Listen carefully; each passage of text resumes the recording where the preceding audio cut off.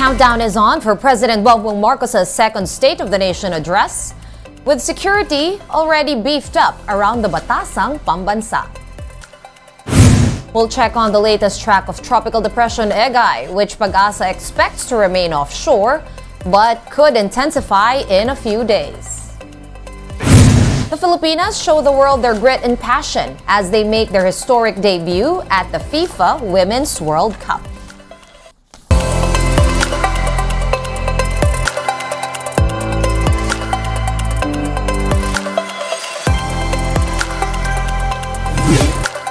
Fast, focused, and fearless. Here's a roundup of stories we're watching now. I'm Sean Yao. The Batasang Pambansa complex is now on lockdown, with just 3 days to go before President Bongbong Marcos delivers his second State of the Nation address. The speech is happening on Monday, July 24, at around 4 in the afternoon. So, how are preparations going? Marian Enriquez tells us in this report. It's all systems go at the Batasang Pambansa in Quezon City for President Bongbong Marcos' second State of the Nation address. The complex is now on lockdown under tight watch by security. Personnel and vehicles who are not on the official list of those that can have access to the venue will be denied entry. Only personnel critical for setup and other preparations inside and in the vicinity of the session hall are allowed to enter the premises. They are asked to present their IDs and will be given special stickers. K9 units are also on hand as part of thorough inspection of each and every vehicle going to and coming from Batasan. Alam nyo naman, all the high-ranking officials will be here, no? Plus guests from different sectors. Mga importante lahat yan eh. So hindi natin pwedeng hayaan na hindi secured itong lugar na to. Remember, they'll be here from 2 o'clock up to the time the President leaves. So that's about 4-5 hours, no? So kailangan secured talaga yung lugar namin. House Secretary General Reginald Velasco says they will open the doors of Batasan at 5 a.m. on Monday. There will be dress rehearsals this weekend to make sure that everything goes well during the July 24 ceremonies. Meanwhile, opposition lawmakers are also preparing for the SONA. The Makabayan bloc shared their statement attire. ACT Teachers Party List Representative Franz Castro will wear a Filipiniana terno featuring images of different sectors crying for wage increase. Progressive legislators and their supporters believe the recent 40 peso wage hike in Metro Manila is a pittance. Mumu lang ito, no, yung 40 pesos, kumbaga 610 ito, na way below the family living wage. Ang family living wage ngayon ay at least 1,100 for a family of 5. Kaya napakaliit itong 40 pesos. Tapos hindi pa nila isinali dito yung iba pang mga regions na talagang nangangailangan din. For her part, Gabriela Partiles Representative Arlene Rosas will wear a Filipiniana that features images of what she calls the Maharlika scam. For News 5, Marian Enriquez, we are One News. And the Quezon City Police Department says it is also ready for the upcoming State of the Nation address. Most of QCPD forces have been deployed around the Batasang Pambansa complex where the SONA is held. But the QCPD clarified that they are only assisting the PSG or Presidential Security Group, who is on top of safety and security around the area. The local police has also issued permits to 3 groups, allowing them to hold rallies near Batasan for a few hours. So, sa part ng QCPD, we will always be exercising maximum tolerance as long as they limit themselves to sa areas na kung saan na napapag-usapan, and they always keep everything within the bounds of decency and within the bounds of the law. Protest actions will only be allowed from the Office of the Commission on Human Rights all the way up to the corner of Tandang Sora and Commonwealth Avenue. The QCPD is not expecting a huge crowd of protesters this year. As administration kasi, hindi naman 32 million ang votes ng presidente. Kaya medyo maraming rallyista noon. Pero sa ngayon, we do not expect na ganun kalaki. I think this is just the second song. This is just the second song of the president. And I think he deserves a break. Magbibigay pa na siya ng first year report niya. May 5 taon pang natitira eh. So, you know, it may not resound really to people na rallihan ng presidente. Nagsisimula pa nga lang. In the bagong Alyansang Makabayan or Bayan will have their own People's State of the Nation address on the same day as President Marcos's SONA. The Quezon City LGU has already issued a permit for the counter SONA on Monday. But Bayan members and other progressive groups can only stage their rallies in Quezon City from 8 in the morning until 12 noon of Monday, July 24. During these protest actions, Bayan will be unveiling placards and an effigy with the theme, Doble Cara. The effigy will be in the shape of a Italiano gold coin with faces of Marcos Jr. on both sides, one smiling and the other as a robber wearing a mask. And after his State of the Nation address on Monday, President Bongbong Marcos will be flying off to Malaysia for a 3-day state visit. The King of Malaysia himself invited the Chief Executive and First Lady Liza Araneta Marcos to Kuala Lumpur from July 25 to 27. Marcos Jr. is expected to discuss new areas of synergy between the two countries with the Malaysian monarch and Prime Minister Anwar Ibrahim. The president will also be meeting with Filipino and Malaysian business leaders for possible trade and investment deals. We're going to pause for a quick break, but we have more stories for you after that. Keep it here on One News.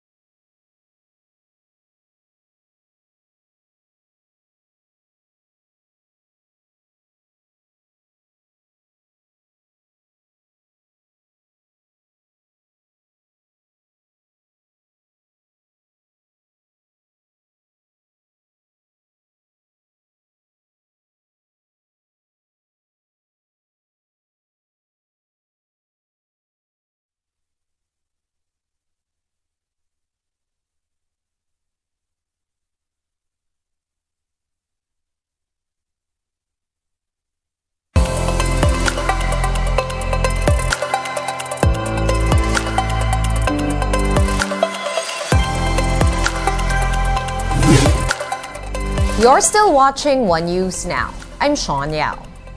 Let's check in on the weather. Tropical Depression Egay has maintained its strength as it accelerates west-northwest over the Philippine Sea. PAGASA last spotted Egay some 835 kilometers east of southeastern Luzon. It is packing wind speeds of up to 70 kilometers per hour. And while Egay's forecast track still shows that it will remain offshore, PAGASA says that a landfall scenario is not being ruled out just yet over the eastern portion of mainland Cagayan and Batanes. There's also a chance that Tropical Depression Egay could intensify into a tropical storm in the next 12 hours and further develop into a super typhoon by next week. Meanwhile, the southwest monsoon or hanging habagat could bring rains over the western portions of Mimaropa and the Visayas on Sunday. The same weather conditions may prevail over the western sections of southern Luzon and western Visayas on Monday or Tuesday. And in sports, Switzerland spoiled the debut of the Philippines in the FIFA Women's World Cup 2-0. Early in the first half, the Filipinas were doing pretty well defending the ball despite not getting a lot of chances offensively. But the Swiss earned a penalty kick off a foul from the Philippines. Ramona Bachmann then calmly drained the spot kick for a 1-0 lead. In the second half, Serena Piubel added on the Pinay's misery after converting on a follow-up that came after a solid double save by Filipina goalie Olivia McDaniel. The Philippines will try to bounce back against co-host New Zealand on Tuesday, July 25 at 1:30 p.m.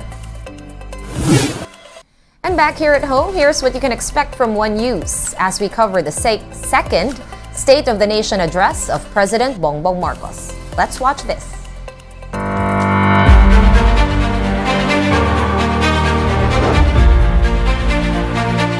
On July 24, President Bongbong Marcos will deliver his second State of the Nation address. Tayo ay nahaharap sa mga problemang kagyat nating mararamdaman at mga hamong pangmatagalan.